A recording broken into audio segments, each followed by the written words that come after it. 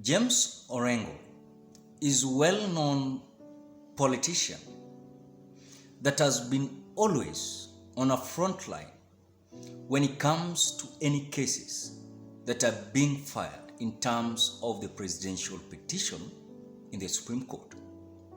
One thing that I do understand very well, this issue of petitioning presidential election in Supreme Court was availed in the Constitution of 2010 after there was a lot of wrangles in 2007 elections. And because the committee that was selected to negotiate or to be a negotiator between Raila Odinga and Mwai Kibaki in 2007, they decided to come up with another scenario that was going to assist Kenyans in terms of any presidential candidate that is not going to accept elections was to take his grievances in the Supreme Court.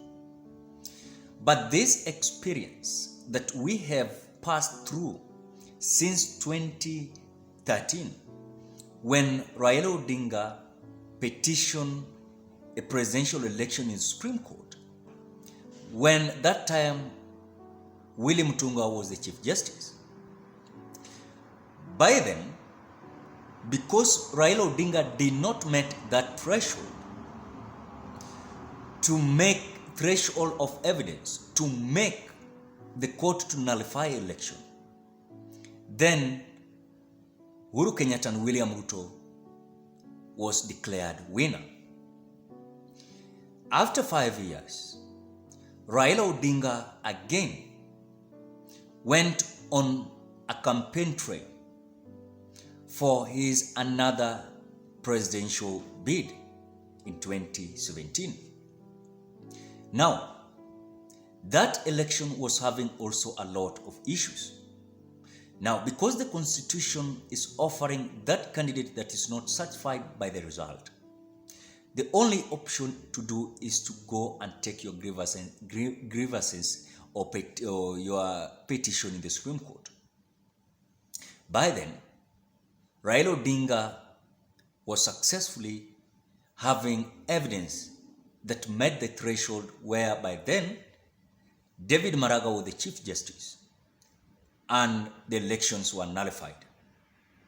Because Raila Odinga, after the nullification, he never trusted the IEBC still. He said that if IEBC was not going to be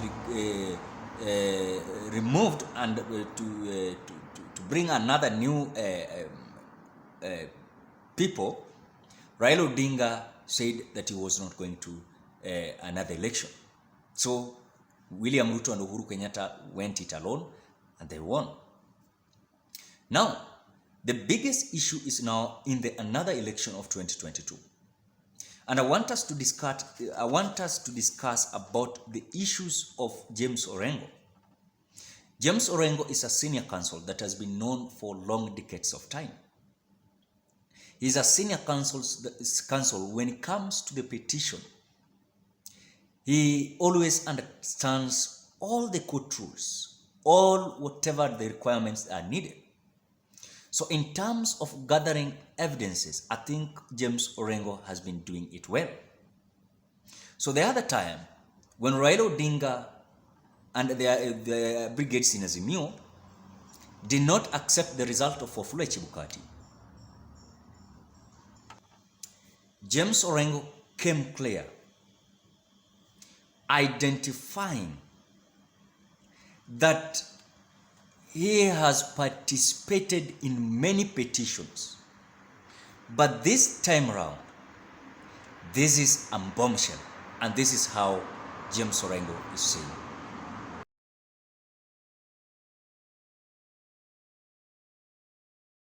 This one, I can tell you, is a bombshell, and we've got so many smoking guns, and I think at the conclusion of this petition, you're going to have a determination in favor of Raila Amolo Odinga.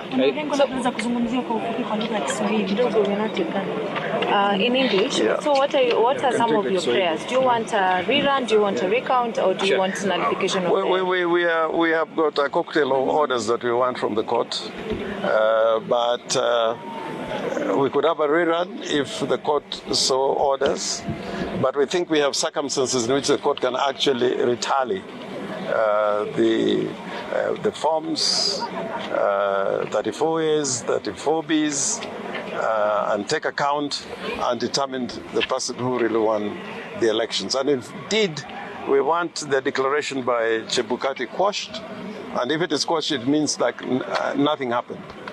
So the matter can go back to the Electoral Commission, but minus Chebukati. We are accusing Chebukati of criminal conduct, of transgressions that amount to violation of leadership and integrity requirements as spelled out in our Constitution. So, ladies and gentlemen, according to what I have understood, in terms of what James Orengo is talking about, this is an early predictions when it comes to the petition that Azimio la Umoja has petitioned in the Supreme Court. Remember, James Orengo is the most senior counsel that is leading those counsel in Azimio to defend or to question the declaration of Wafula Chebukati the way he did it in 15th August 2022. Furthermore,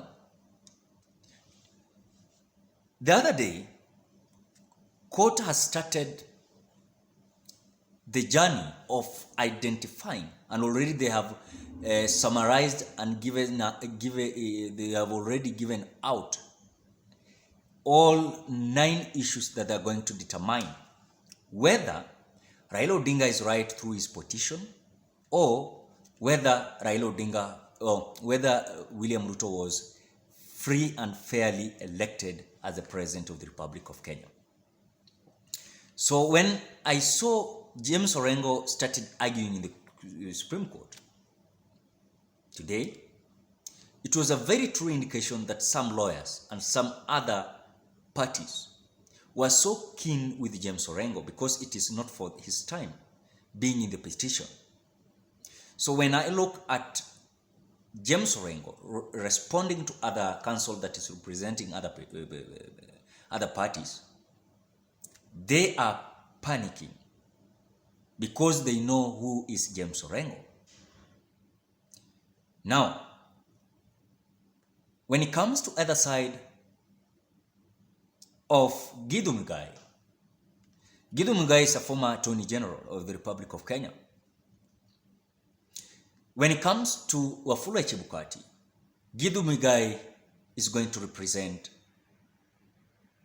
Wafula Chebukati in the Supreme Court. So the battle now is between James Orengo and his fellow counsel, Githu Muigai and his fellow counsel. Githu Muigai defending Wafula Chebukati, James Orengo giving out their submission towards the evidences that they have towards Wafula Chebukati's declaration that William Ruto won election. Ladies and gentlemen, this is the argument of James Orengo today.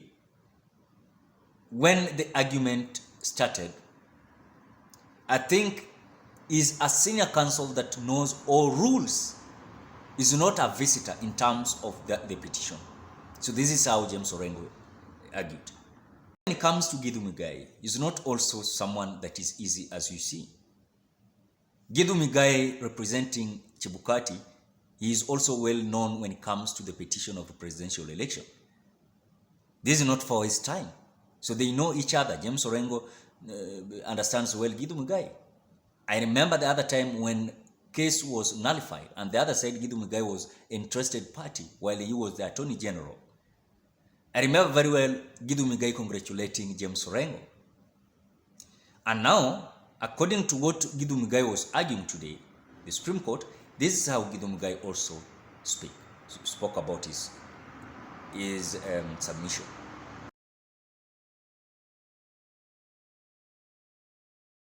Kati, Chairman of IEBC. Mr. Eric Gumbo and Mr. Kamau Karori appear for IEBC.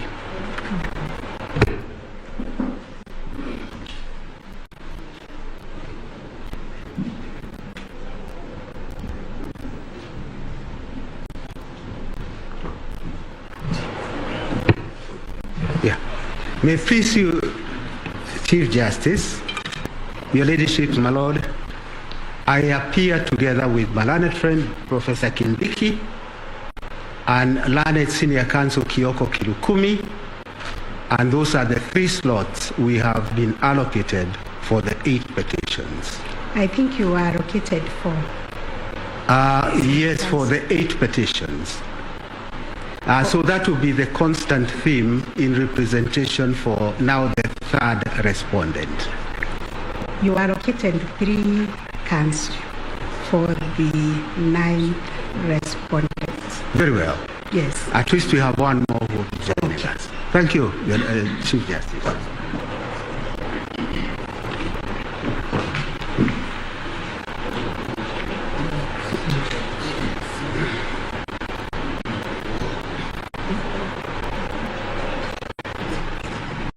Now, it is very clear now that this election is going to be a battle between Azimio and IEBC, because the main person that is being accused is the IEBC, led by Wafula Chebukati. So is there any room that Orengo is going to give, or let me say rather, if James Orengo, as a senior counsel leading others, they are going to give real evidence that is going to make threshold this election to be nullified, then it's going to be so. If Githu Muigai is going to convince court that yes, this is the evidence, Wafula Chebukati conducted free and fair election, and this is the result that was declared, yes, well and good. So the battle is between James Orengo's senior counsel in Azimio and Githu Muigai of IEBC. I know there's other parties that are having their submissions and also their petition, but this is going to be a battle, main battle between James Orengo and Githu Muigai. Ladies and gentlemen, what are your thoughts? I know that you're waiting to see whatever is going to happen as court is going to kick off finally. Now, what are your thoughts? Drop your opinion in the comment section below.